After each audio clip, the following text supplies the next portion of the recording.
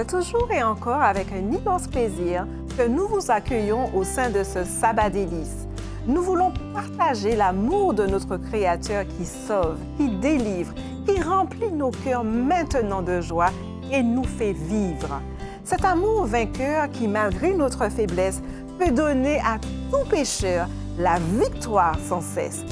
Disons, chantons de tous nos cœurs l'amour de l'unique sauveur du monde, Sylvie. Dieu notre Père, merci Dominique de me donner la parole. Bienvenue à vous, chers frères et sœurs, amis du monde entier. Que l'Éternel vive en nous, que nous vivions en lui, qu'il souffle la mélodie de son amour en nous. Soyons richement bénis en ce saint sabbat.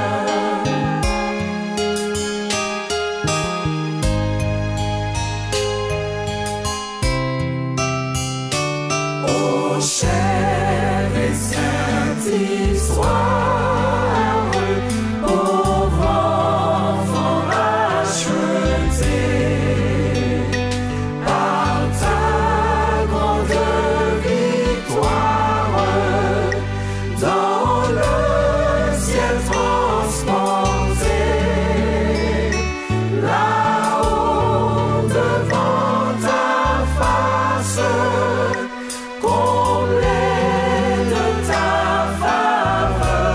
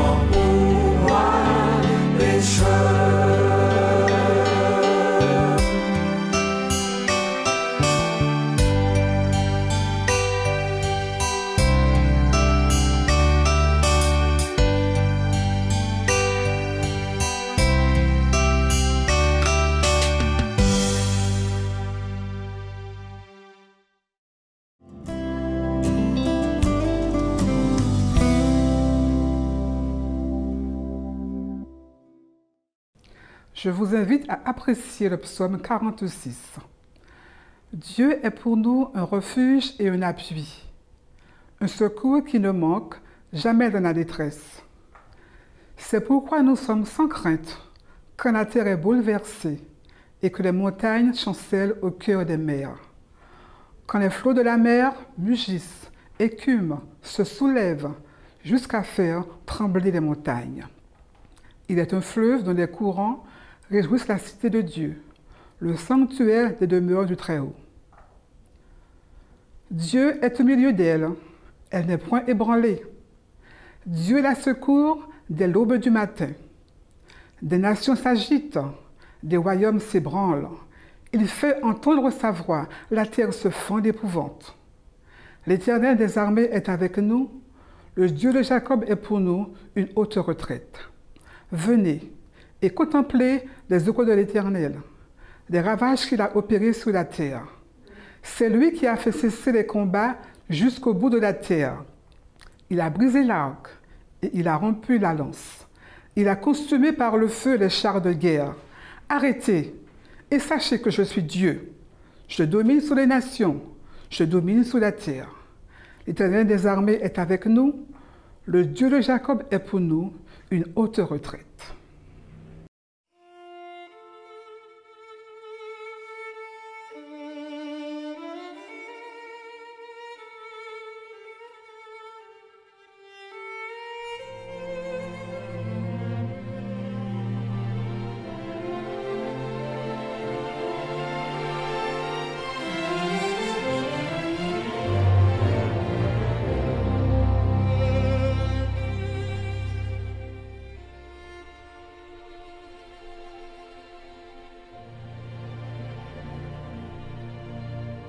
Le monde court toujours après le succès. Peut-être est-ce la clé du bonheur, qui sait? On est prêt à se battre pour l'or et l'argent. Tout ça peut disparaître en un instant. Mais Jésus est notre unique espérance. En lui, la vie prend un tout autre sens. C'est lui qui nous promet un monde nouveau, sans douleur et sans peur. Ce sera beau. Sur la terre, notre vie est passagère, et même nos succès sont fragiles et éphémères. Mais l'avenir est certain, car Dieu me tient par la main. Même si le monde s'écroulait, je serai en paix.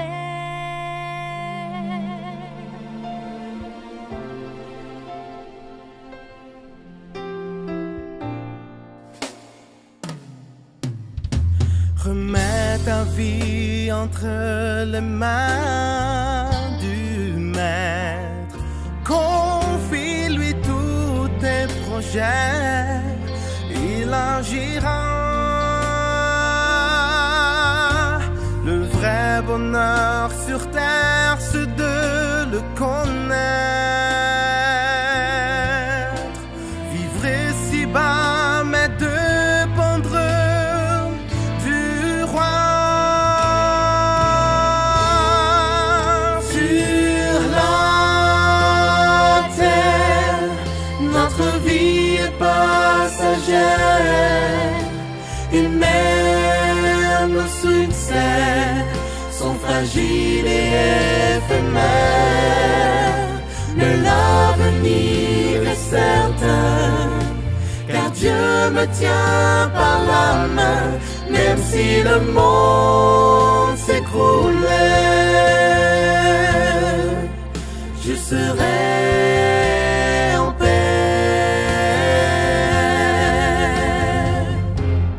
Dans la lutte contre le mal, Jésus est le grand vainqueur.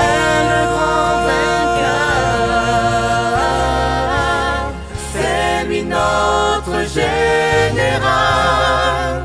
Il est notre rédempteur. Sur la terre, notre vie est passagère, et même nos succès sont fragiles et éphémères. Mais l'avenir est certain, car Dieu me tient par la main. Même si le monde s'écroulait,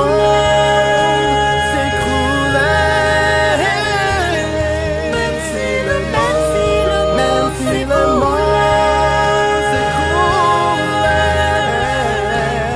même si le monde s'écroulait,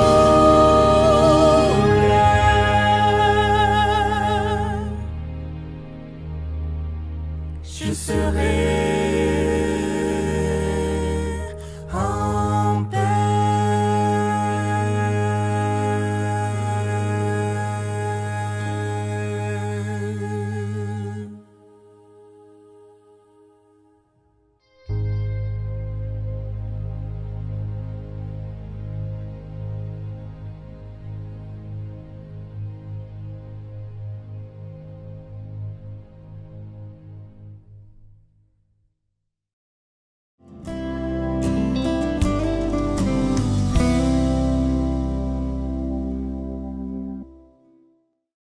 La vie chrétienne est un combat. Cependant, selon Éphésiens 6, verset 12, nous n'avons pas à lutter contre la chair et le sang, mais contre les principautés, contre les pouvoirs, contre les dominateurs des ténèbres d'ici-bas, contre les esprits du mal dans les lieux célestes, Sylvie. Tout à fait. Et dans cette lutte de la justice contre l'injustice, nous ne sortons victorieux qu'avec l'aide divine. Notre volonté limitée doit se soumettre à la volonté du Dieu infini. Elle doit se fondre dans la sienne. Ainsi seulement, nous recevrons le secours du Saint-Esprit. Chacune de nos victoires participera à rendre à Dieu ce qu'il a déjà racheté et à restaurer son image au sein de l'âme.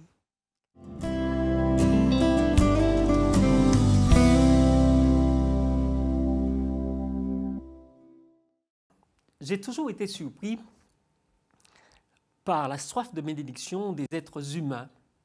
Et quel que soit le pays où on va, on est pressé d'être béni. Et la chose qui m'a le plus marqué, c'est le fait que certains font des pèlerinages un peu partout dans le monde dans l'espoir de décrocher le sésame. Et plus souvent que rarement, ils reviennent déçus, bredouilles. D'autres cherchent, et parfois, ils ne trouvent pas ce dont ils cherchent. Je me rappelle avoir fait l'expérience dans monsieur que j'ai connu dans ma vie, qui effectivement a eu l'impression de trouver le bon filon, et il s'est mis à chercher dans la Bible, d'un bout à l'autre. Il a passé des nuits à lire la Bible, des jours à lire la Bible. Et puis, en conclusion, il m'a dit, écoute, je n'ai pas trouvé la bénédiction, je n'ai pas trouvé ce que je cherchais dans la Bible. Du coup, il a tout laissé tomber. Quant aux chrétiens, qui sont là tous les jours avec la Bible en main, ils ont les outils qu'il faut pour avoir la bénédiction, je dis bien la bénédiction, il est probable que je me trompe. Hein. J'ai eu l'impression qu'ils étaient à la recherche de plusieurs bénédictions. Tandis qu'on cherche dans les Saintes Écritures certaines choses, on découvre qu'en fait, si on devrait chercher véritablement, on devrait être beaucoup plus attentif à ce que déclarent les Saintes Écritures. Les écrits sacrés, certes, font mention du mot bénédiction au pluriel. Mais quand vous cherchez simplement, je dis bien simplement, avec des outils adéquats, on est surpris de se rendre compte, et à l'évidence, que tout compte fait, la bénédiction, elle est au singulier. On a beau parcourir le monde et ne pas avoir ce tuyau-là, nous reviendrons toujours bredouilles. Alors si nous revenons avec quelque chose, ce ne sera certainement pas ce dont Dieu souhaite. Voilà ce qui est écrit dans le livre aux Éphésiens, chapitre 1er. C'est une lettre de Paul, d'ailleurs que j'aime beaucoup, parce que dans ce livre-là, les 3 premiers chapitres parlent de nous en Jésus. Et les 3 derniers nous font passer à la pratique de ce qu'on a vu dans les 3 premiers chapitres. Et quand vous lisez chapitre 1, verset 3, on ira jusqu'au verset, je vais vous dire jusqu'au verset 10, mais c'est surtout le verset 3 qui m'intéresse. Voici ce qui est écrit. Béni soit Dieu le Père de notre Seigneur Jésus-Christ qui nous a bénis de toutes sortes de bénédictions spirituelles dans les lieux célestes en Christ. En lui, c'est-à-dire en Jésus, Dieu nous a élus avant la fondation du monde pour que nous soyons saints et irrépréhensibles devant lui, c'est-à-dire devant Dieu, nous ayant prédestinés dans son amour à être ses enfants d'adoption par Jésus-Christ selon le bon plaisir de sa volonté, à la louange de la gloire de sa grâce qui nous a accordé en son bien-aimé. En lui, c'est-à-dire en Jésus, nous avons la rédemption par son sang, la rémission des péchés selon la richesse de sa grâce, que Dieu a répandue abondamment sur nous par toute espèce de sagesse et d'intelligence, faisant connaître le mystère de sa volonté selon le bienveillant dessein qu'il avait formé en lui-même, pour le mettre à exécution lorsque les temps seraient accomplis de réunir toutes choses en Christ, celles qui sont dans les cieux et celles qui sont sur la terre. Ces quelques mots disent beaucoup de choses. Mais permettez-moi de m'arrêter sur ce verset 3 où il est question de bénédiction. C'est là que se trouve la chose et c'est là que ça commence. Il dit bien, béni soit Dieu le Père de notre Seigneur Jésus-Christ. J'ai toujours été surpris par cette expression de l'homme qui bénit Dieu. Et en retour, on a toujours, nous, attendu à ce que Dieu nous bénisse parce qu'on veut être bien vu par Dieu, on veut être ce qu'il veut qu'on soit.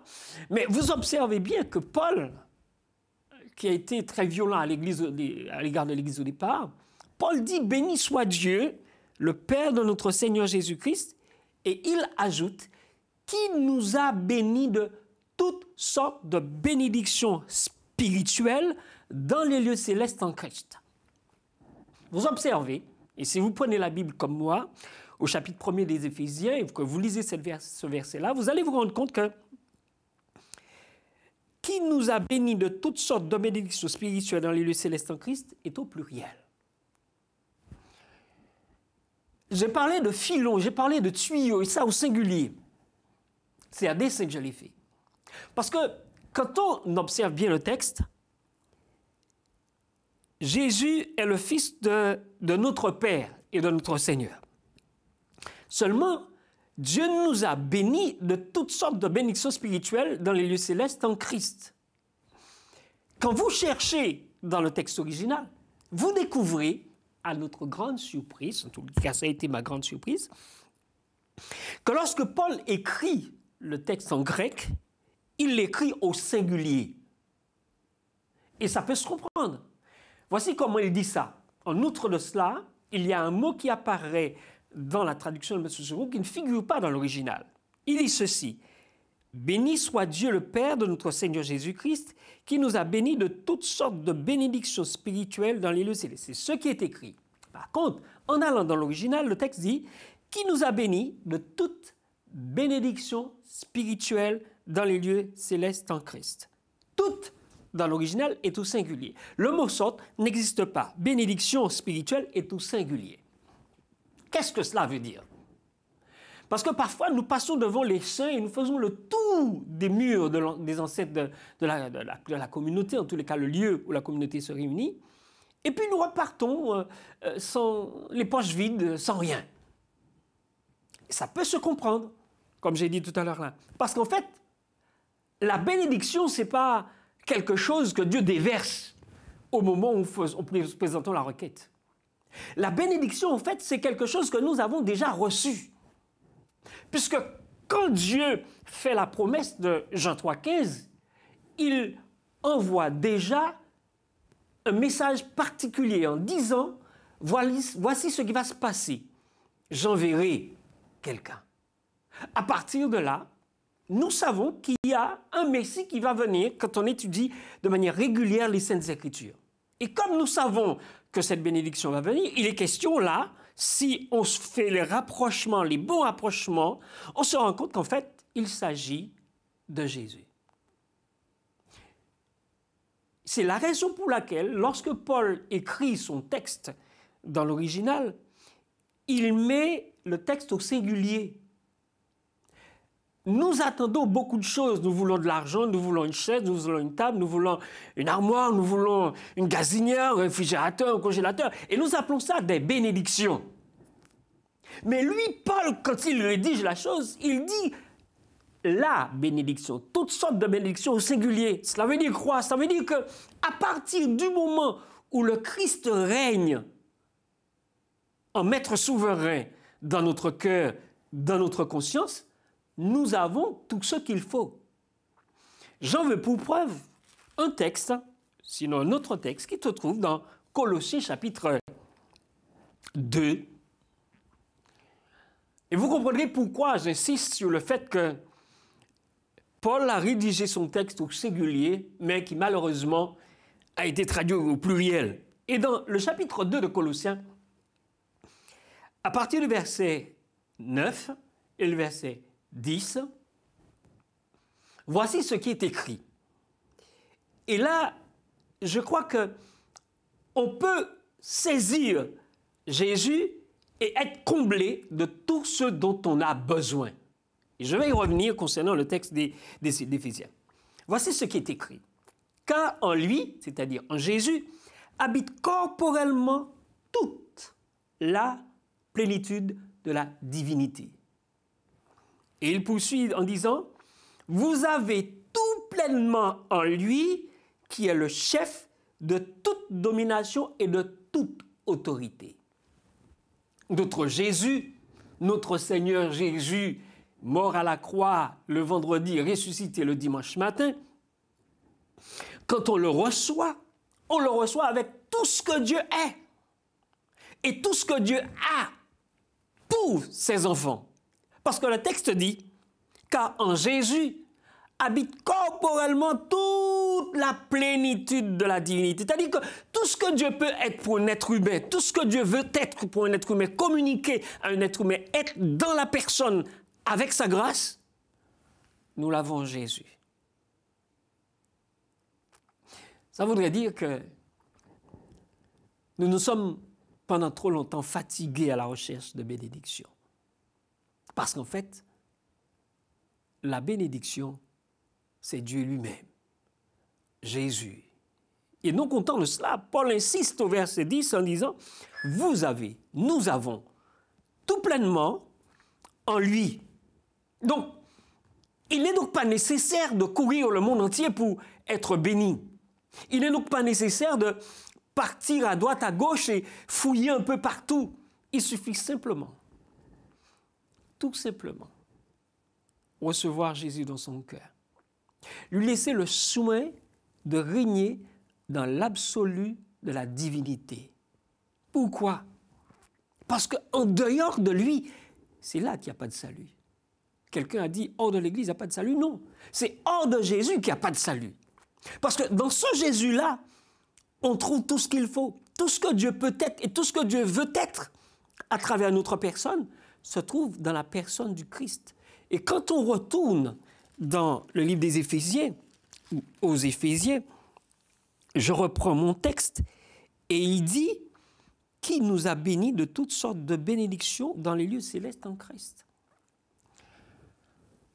Le lieu où Dieu a placé la chose peut paraître impossible à atteindre. C'est comme si vous êtes au pied d'un cocotier, un immense cocotier qui monte, et que vous avez pris un certain âge, vous ne pouvez plus grimper à ce cocotier-là, et vous regardez les noix de coco, vous avez tellement soif d'un petit coco, malheureusement, ça ne tombe pas. Et vous dites que là où ça se trouve, cette grappe de coco, je ne vais pas pouvoir en déguster un seul. Non, rassurez-vous. Jésus a fait une déclaration en disant dans Matthieu chapitre 28, il y en a deux que je voudrais vous faire lire, ou alors lire avec vous.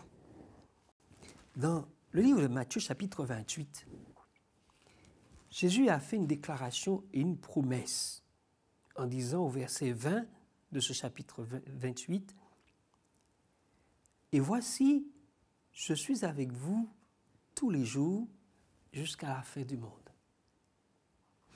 Quand Jésus fait cette déclaration-là, il s'engage lui-même, personnellement, à nous accompagner, quel que soit là où nous serons, quel que soit là où nous irons, et quel que soit le domaine où nous allons travailler, il sera avec nous. Mais, comme je le disais tout à l'heure là, il faut le recevoir, il faut l'accueillir, il faut donner la place qui lui revient dans notre vie, dans notre personne, et lui laisser régner en maître absolu. Et c'est ainsi qu'il a exhorté les disciples, pas seulement à croire en la chose, mais à l'accepter, à l'intégrer. Et nous avons besoin, en tant que croyants, en tant que chrétiens, d'intégrer ce Jésus-là dans nos démarches, dans notre mode de vie, dans cette vie mouvementée que nous avons. La chose, elle est toute simple. Et on aurait même dit que plus les choses sont simples, plus nous avons du mal à les intégrer dans notre existence. Dieu a fait les choses toutes simples. Il nous a donné Jésus à la croix. Il a fait en sorte que ce Jésus-là, dont nous parlons à la fin de l'année, en décembre, dont nous parlons à nouveau au moment de la Pâque, ce Jésus-là est avec nous. Ce Jésus-là est en nous, puisque Jésus lui-même disait au chapitre 14 de Jean, « L'esprit de vérité que le monde ne peut recevoir, parce qu'il ne le voit point, il ne le connaît point, mais que vous le connaissez, car il demeure avec vous, il sera en vous. » Et Jésus ajoute, « Je ne vous laisserai pas orphelins, je viendrai à vous. » En d'autres termes, ce Saint-Esprit qui a été donné à l'Église pour l'aider à obéir, à marcher fidèlement selon les principes et les règles, les principes établis dans les Saintes Écritures, ce Jésus-là, il vient à nous par le Saint-Esprit. Et il précise, « Je ne vous laisserai pas orphelins, je viendrai à vous. » Mais l'Esprit a été envoyé. Et l'Esprit habite nos cœurs. L'Esprit nous remplit de la grâce de Dieu. Et il permet en sorte que, ou moins il fait en sorte que nous soyons dans l'état qu'il faut pour être transformés, pour être habités par Dieu et que la bénédiction prenne de l'ampleur en nous. Mais cela ne peut se faire qu'en la mesure où nous acceptons le Christ, où nous lui donnons le pouvoir en nous. Parfois nous disons, oui Seigneur, tu peux y entrer. Fais comme chez toi. Mais souvent quand nous disons fais comme chez toi, tu ne fais pas n'importe quoi.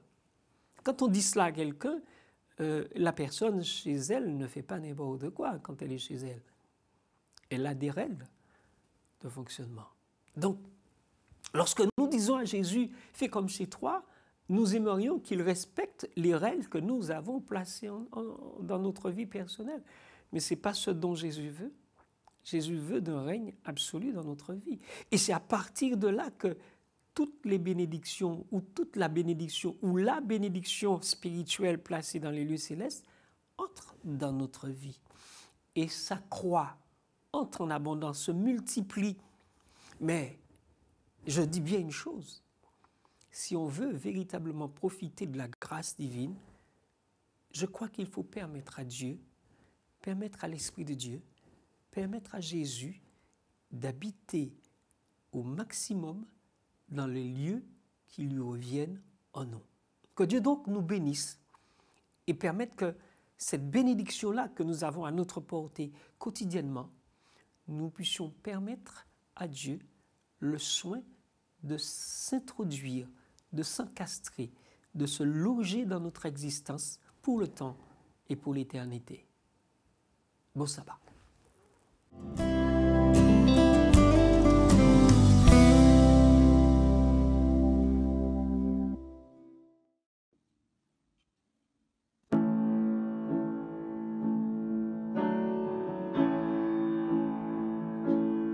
Aime Jésus de tout ton cœur, aime-le fort, aime-le vraiment, écoute-le attentivement, comme un ami ou comme un frère, aimer avec un cœur d'enfant, c'est ce qu'il demande, aime au grand, lui faire confiance à chaque instant.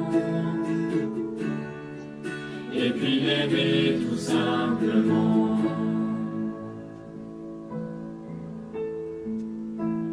Jésus t'a aimé le premier, et c'est pour ça qu'il a tout donné, jusqu'à sa vie sans hésiter, pour que tu puisses être sauvé.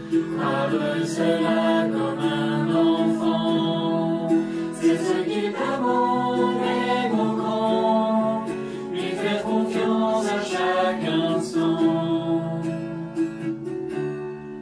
et puis l'aimer tout simplement.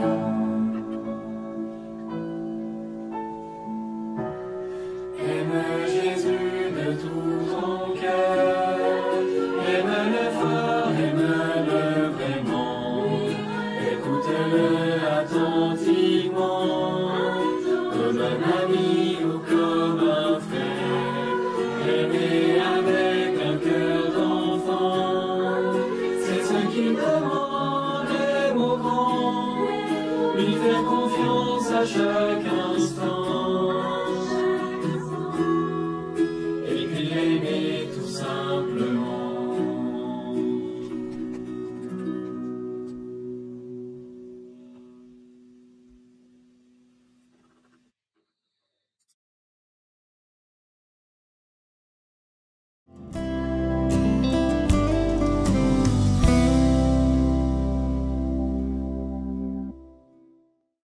Jésus agit par l'intermédiaire du Saint-Esprit qui est son représentant.